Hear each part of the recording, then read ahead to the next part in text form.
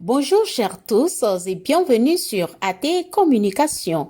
Vous suivez la conférence des presses avec Diabaté Abdoulaye et Bouraïma Balima dans InfoSport. InfoSport, c'est dans Newsday sur AT Communication.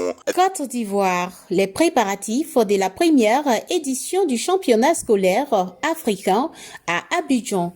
Dans le but de valoriser le talent des élèves footballeurs dans le domaine scolaire, l'Union des fédérations ouest-africaines de football, IFOA, Zone B, et la Fédération ivoirienne de football, FIF, organiseront une compétition au stade Robert Champreau de Marcory du 11 au 13 novembre 2022.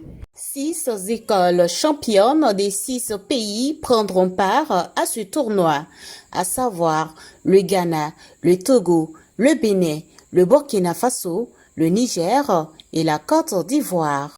Les responsables de cette organisation, Diabaté Abdoulaye, président du comité d'organisation locale, et Bouraïma Balima, directeur exécutif de l'UFOAB, ont fait face à la presse ce jeudi 4 novembre 2022 au siège de la Fédération ivoirienne de football pour donner plus de précisions sur cette compétition. Cette conférence rentre dans le cadre de l'organisation du championnat que la Côte d'Ivoire accueille ici. L'organisation de cette compétition va au-delà de l'aspect événement, parce que aujourd'hui, le contenu du championnat football scolaire vise à maximiser, comme on le dit, les compétences de nos jeunes dans les différents domaines de gestion du football. La particularité de cet événement, c'est l'impact social du football dans les différentes organisations de jeunes, notamment au niveau éducatif, et de permettre à ces enfants de bien rêver. Dans le monde entier, l'Afrique a les meilleurs talents. Mais pourquoi nous ne perçons pas? C'est tout juste le manque d'organisation.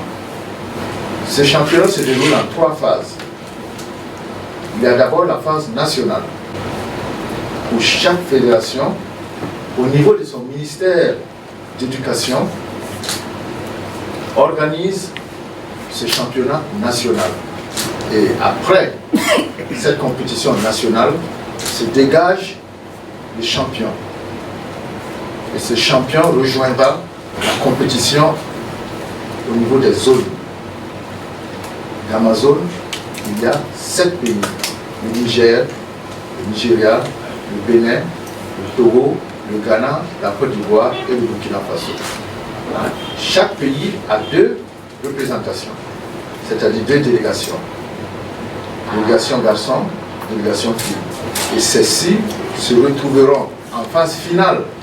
Alors pour cette compétition dédiée aux écoles, les écoles championnes des compétitions scolaires, ce qu'on appelle ici l'OASU. Alors pour cette compétition, qu'est-ce que l'UFOA a comme élément de contrôle pour savoir que certaines nations ne viendront pas avec des jeunes qui ne sont pas issus des écoles de leur pays, histoire d'amener des joueurs dans la perspective de remporter le trophée? Effectivement, des dispositions ont été prises au niveau de l'UFOA, de la CAF, au niveau des écoles, à savoir chaque joueur doit présenter un certificat de scolarité de 3 ans qui indique qu'il a été élève dans cette école. Il y a en plus l'acte de naissance original. Et le 3e point, le passeport national du joueur. Le président de la Confédération africaine de football, CAF, Patrice Motsepe, sera à Abidjan le 11 novembre prochain avec une forte délégation pour la cérémonie d'ouverture de ce championnat scolaire africain. C'était InfoSport avec Angeline Aïcha Konadi depuis Abidjan.